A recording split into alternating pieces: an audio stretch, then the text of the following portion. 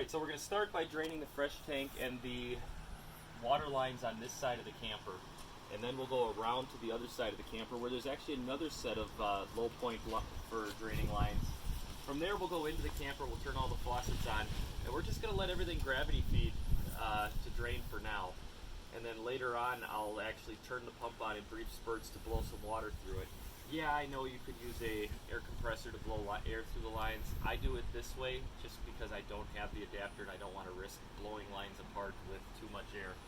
So let's go underneath, shall we?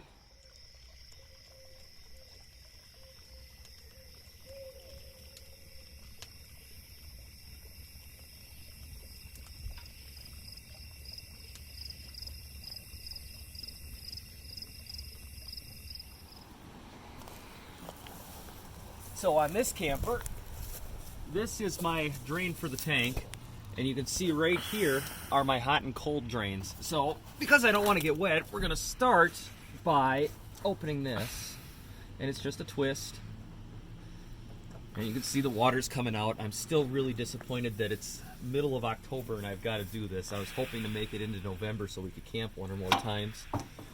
Now we'll do... Oh, that one I'm going to need the channel locks for. We'll do this one. This is the cold line.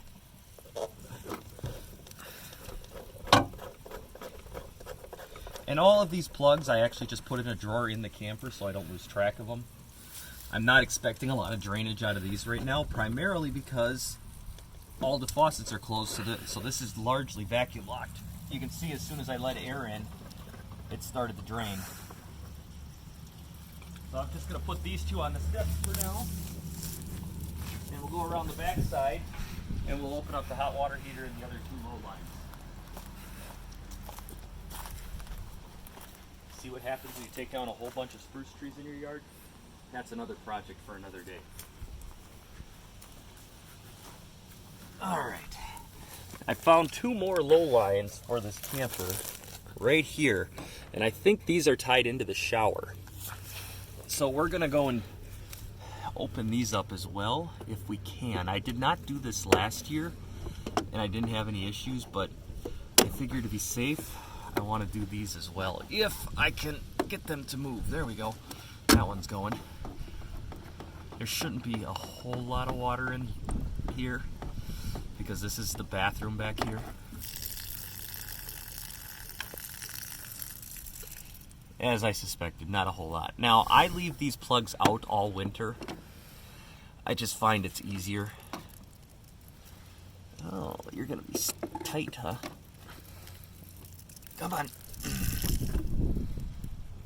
Look at all that water coming out. Don't want that in the lines all winter when it starts freezing up. There we go.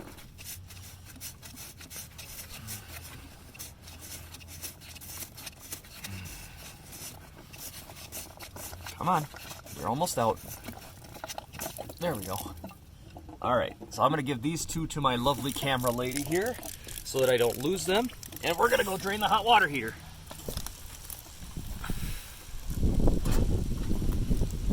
There's a drain plug right here. This one can be a little bit of a treat to get to. I think it's loose enough that I can do it by hand. I hope. Otherwise I'll have to go find a socket or a way to get this thing in here. Because it just makes this a little too tight. In case you're wondering, my finger slipped off the wrench and I crushed my finger. I'm going to have to go get a deep well socket, so we'll be back in a minute with the right tool for this job. Are the other ones still draining? I didn't look. Alright, so sometimes it just pays to bring them all out. Haha! In case you're wondering, I brought out the metrics. And it is a 24 millimeter. So let's try this again. In case you're wondering, yes, I could pop the emergency here to help it drain, but with all the air in the lines, I'd rather it actually pull everything through. There we go. Oh. We may need to give it some air. So let's go into the camper and open up all the faucets and get some air going in here. Well, No, that didn't do it. So maybe it gravity fed all the hot water out. Last year when I opened that up, all kinds of water came out, so I'm kind of surprised it's empty. But either way, it's staying empty. Alright, so if we check, fresh tank is showing empty.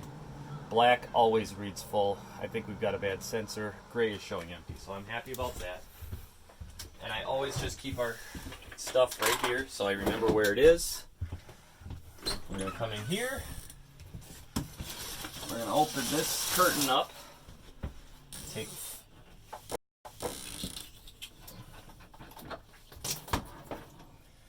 and there is a washer in here that will go with the rest of the fittings so we don't lose them.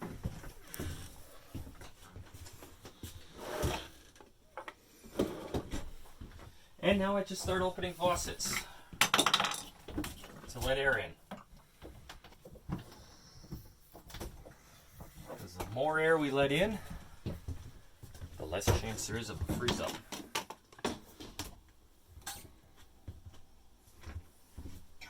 One thing I'm going to do differently this year that I didn't do last year is I'm going to find a way to hold this right here.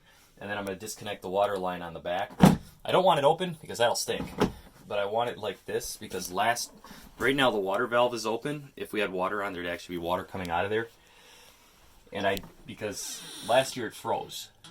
And I had to replace the valve on the back of the toilet. So I want to put just like a brick or something with just enough pressure on it to hold the valve open. That way it won't freeze up.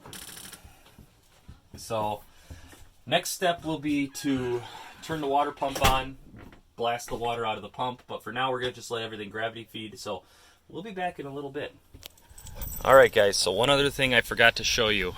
This camper, we don't use the city water connection, but if I can get my fingers to cooperate here, I always pull this out, the strainer, and then you can see in here that little white button. I push that just to let air in there, and you can see when I did, more water's coming out. So even though you don't use your city water connection, you still end up with air in there. So it's a good idea, or water I should say, so make sure you empty that as well. The spray port I could hook air up to and blow out. I didn't last year. I didn't have any problems and I didn't use it. So hopefully I don't have any more problems with it again. Alright folks, it's been a couple of days since we drained all the tanks. And again, all the valves are still open. All the sinks are still on. So what we're going to do here is I'm going to turn the pump on. And we're probably going to have a little spitting and sputter of water, and that's fine. The pump is not going to be happy, but it's not going to be on long enough to do any damage, just enough to blow the water out of everything. So here we go.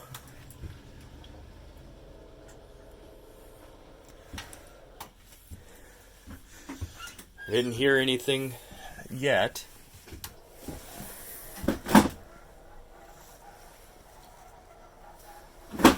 So she looks like she is completely dry. I've got some of this EcoGuard RV Marine antifreeze, and we're just going to go and dump a couple gallons down everything. I'll put roughly, a good third of a gallon in each sink.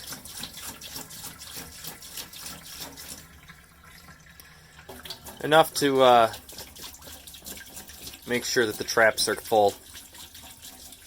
Because the whole idea is the traps never really stop draining, and you want to make sure that you've got enough in there to fill the traps. This stuff is rated to 50 below. We got kind of close to that last winter. I have to apologize for the camera work here. I'm flying solo today. I don't have any help from Stephanie. So I'm doing this all on my own. So that's 1 gallon down. I do put some in the black tank, just because, like I said, there's a sensor that's weird and it doesn't always read as empty, and to be honest, there's usually probably a little bit left in there. So I figure why not? We'll put, a third of a gallon or so in the tank. It's dry right now, it's not going to hurt anything.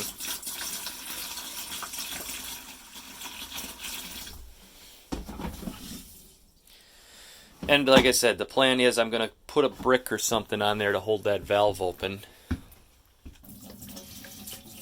I know this is serious overkill when it comes to the amount that needs to go down the drains, but I did this last year, and I figure better to be safe than sorry.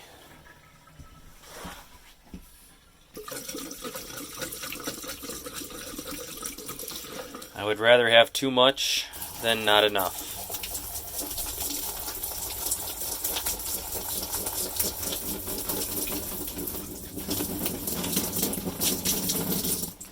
So that'll leave a nice little pink goo to clean out of the camper in the spring, but oh well.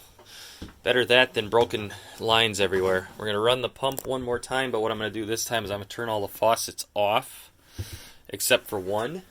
That way I can hear what's going on better.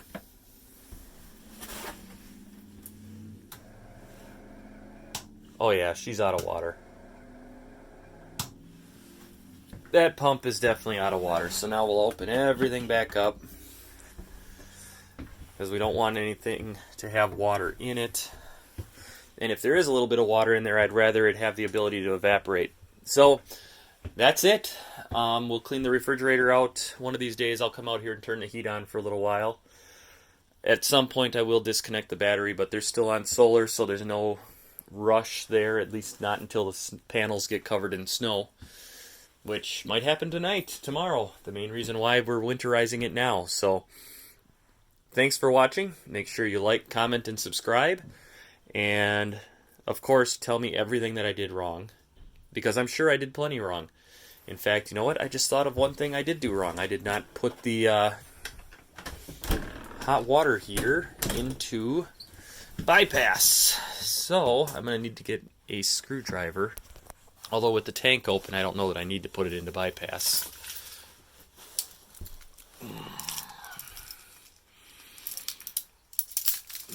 Let's see if I can just kind of sneak this open here, or if I'm going to have to get a screwdriver. Yeah, we'll need a screwdriver. That's alright. Really, I don't need it in bypass because everything's open. I put it in bypass last year. Maybe I'll come out and do that later, but you guys don't need to see that. So, like I said, feel free to comment, like, subscribe, dislike if you think I did something horribly wrong.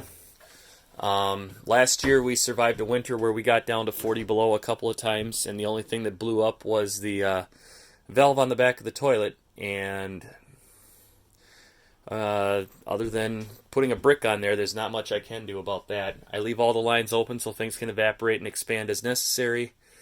But generally, this is all I do. You guys have a great night, great day, and we'll see you at our next destination. Thank you for watching. Bye-bye.